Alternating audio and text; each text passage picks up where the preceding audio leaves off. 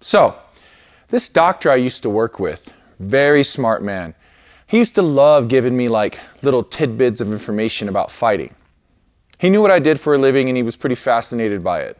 And one of the pieces of information he gave me one time is he said, you know, Rad, do you know that you can look side to side faster than you can look up and down?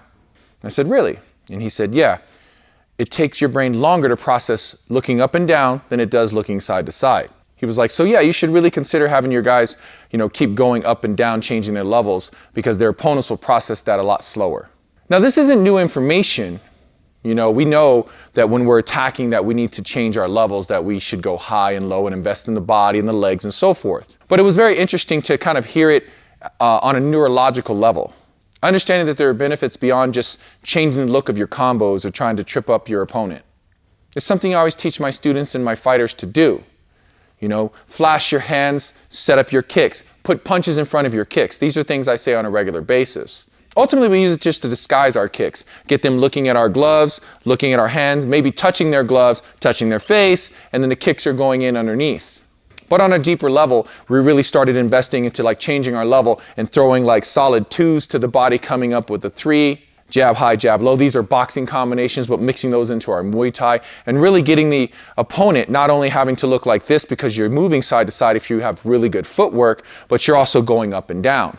There are so many great combinations that benefit from this. If you are new to striking, and even if you are a veteran, when we get excited or angry or thirsty to touch someone up, we start headhunting. Everyone does it. I've had to like pull my fighters back.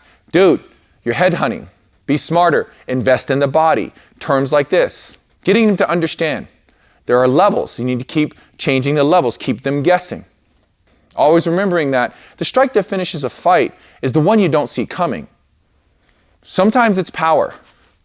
But the ones that you don't see coming, they knock you out or they finish fights because they're technical. And they land where they're supposed to with proper technique. And those strikes are really hard to land if someone is standing in front of you fully defended. So you open them up. You get their eyes darting around. And while you have their eyes darting around, remember this. It takes them longer to look up and down than it does to look side to side. So that's a little tip, something I learned. If you train, it's probably something you already know. It's probably something you've already been shown as far as the combos that you're being taught. But I think knowing that it does take the opponent's brain a little longer to process, I don't know, it kind of just pushed me to invest in those types of level changes with my combos even more heavily with that little piece of information. As I've been doing lately in my videos, I want to point out my swag here. These shorts, I really love these shorts. They are from X Marshall. X Marshall has some great swag. I gotta say they've become my favorite brand as far as the quality of the clothing and the fight gear that they make. So you should check them out. There's a link in my description below, or you could just go to xmarshall.com. Use my coupon code to get another 10% off, Crewfessor Rad. So guys, when you're shadowboxing, when you're hitting the heavy bag, when you're hitting pads, start doing, work in some level changes. Not just punching up here and kicking down here. No, punching up here and punching down here, kicking up here, constantly changing the look and the weapon that you're using. Don't be repetitive. But at the same time, if something's landing, keep throwing it until they figure it out.